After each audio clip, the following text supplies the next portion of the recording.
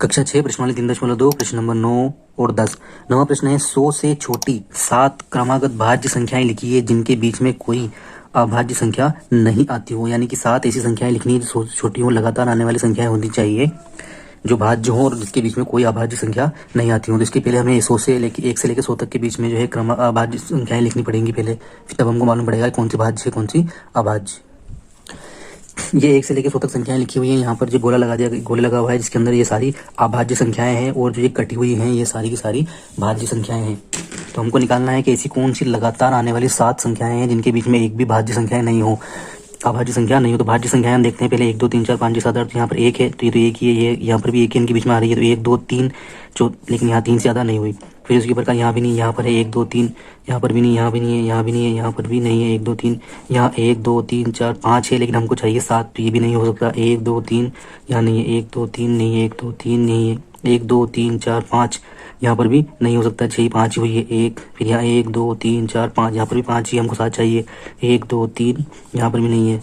यहाँ देखते हैं हम 1 2 3 4 5 लेकिन फिर से अभाज्य आ गई तो ये भी नहीं हो सकती, ये हो जाती है 1 2 3 ही हुई। 1 2 3 4 5 यहाँ पर 5 ही है, हमको 7 चाहिए, फिर अभाज्य आ गई है 1 2 3 4 5 6 7।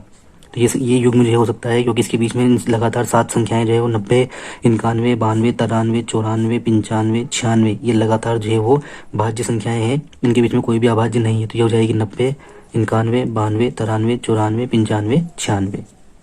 यहाँ लिख लेते हैं हम, देख लिया अब हमने। तो वो संख्या है 90 91 92 93 94 95 96 1 2 3 4 5 6 7। प्रश्न नंबर 10। निम्न को 3 अभाज्य संख्याओं के योग के रूप में लिखी है। तो यहाँ पर संख्या 21 31 53 और 61। तो हमारे पास जो अभाज्य संख्या है उनमें से कुछ जो हमारे पास जो अभाज्य संख्याएं होती है जैसे कि आपके पास 2 3 5 7 11 13 17 19 29 31 37 41 43 47 53 57 59 71 73 इस तरह कई सारी जो अभाज्य संख्याएं, उन अभाज्य संख्याओं में से यहाँ 3 3 के जोड़े हमको बनाने हैं। तो यहाँ पर जो है पहली वाली संख्या 21 के लिए देखते हैं कि हम इन संख्याओं में से किसका योग करने पर हमको जो 21 प्राप्त हो सकता है। तो हम छोटी संख्याओं से शुरू करते हैं। तो ये इसको हम लिख सकते हैं 3 + 5 8 8 और 13 ये हो जाएगा 21। 31 को लिखा जा सकता है 7 + 11 ये हो जाएगा 18। 18 में हम 13